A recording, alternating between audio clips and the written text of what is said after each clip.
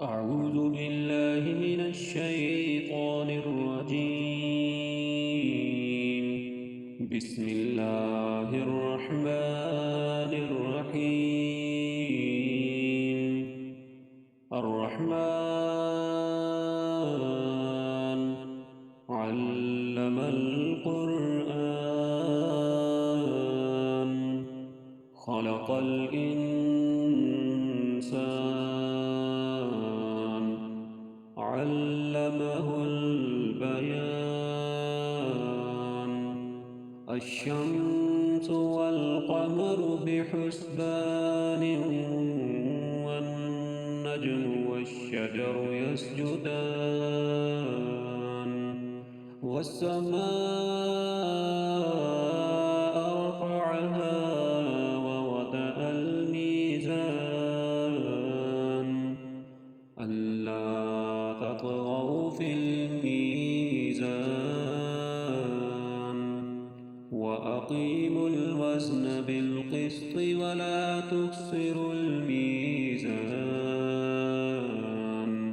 والأرض وضعها للأنام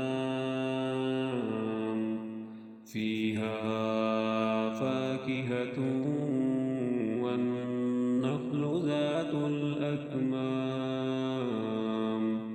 والحب ذو العصف والريحان. فبأي آلاء ربكما تكذبان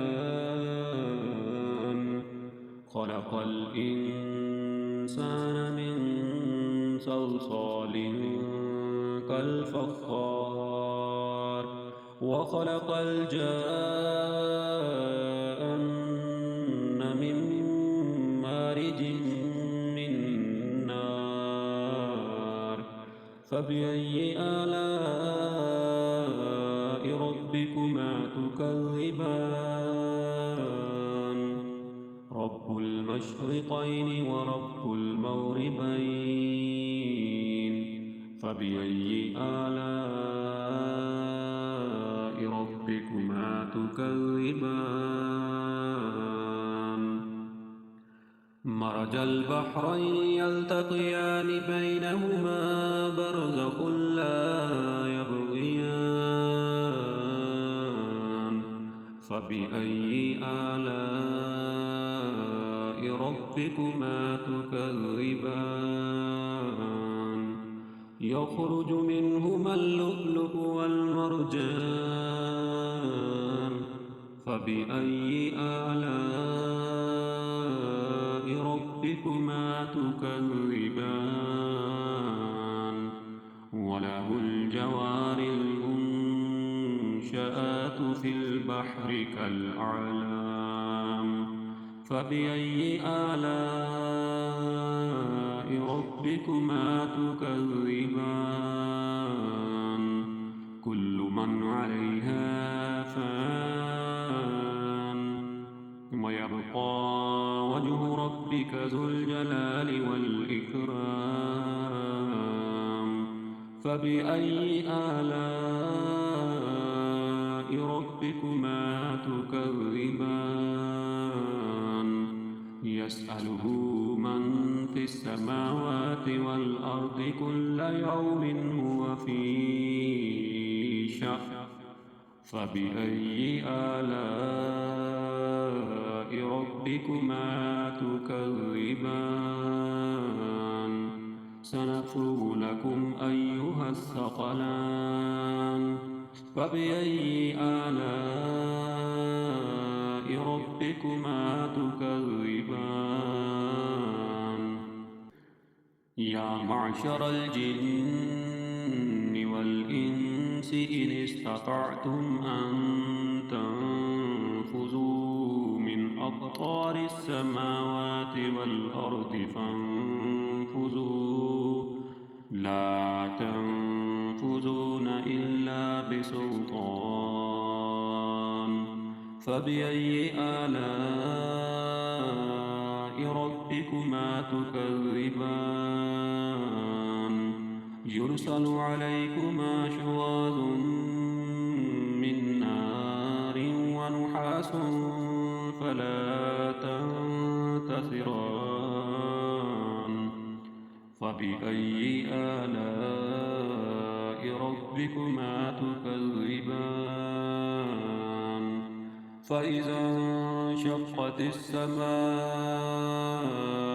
فكانت وردة كالدهان فبأي آلاء ربكما تكذبان فيومئذ لا يسأل عن ذنبه إنس ولا جان فبأي آلاء ربكما تكذبان يعرف المجرمون بسيماهم فيؤخذ بالنواسي والأقدام فبأي آلاء ربكما تكذبان هذه جهنم التي يكذب بها المجرمون يطوفون بينها وبين حميم آن فبأي آلاء ربكما تكذبان ولمن خاف مقام ربه جنتان فبأي آلاء ربكما تكذبان ذواتا أفنان فبأي آلاء ربكما تكذبان فيهما عينان تجريان فبأي آلاء ربكما تكذبان فيهما من كل فاكهة زوجان فبأي آلاء ربكما تكذبان متكئين على فرش بطائنها من استبرق وجنى الجنتين دان فبأي آلاء ربكما تكذبان فيهن قاصرات الطرف لم يطمثهن إنس قبلهم ولا جان فبأي آلاء ربكما تكذبان كأنهن الياقوت والمرجان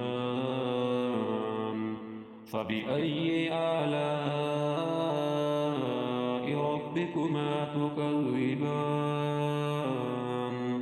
هل جزاء الإحسان إلا الإحسان فبأي آلاء ربكما تكذبان ومن دونهما جنتان فبأي آلاء ربكما تكذبان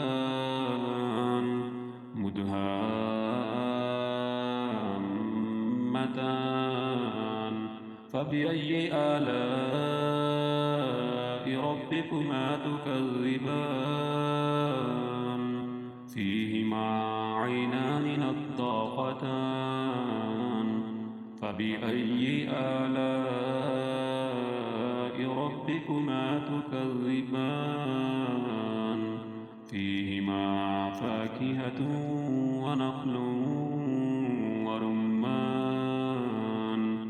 فبأي آلاء ربكما تكذبان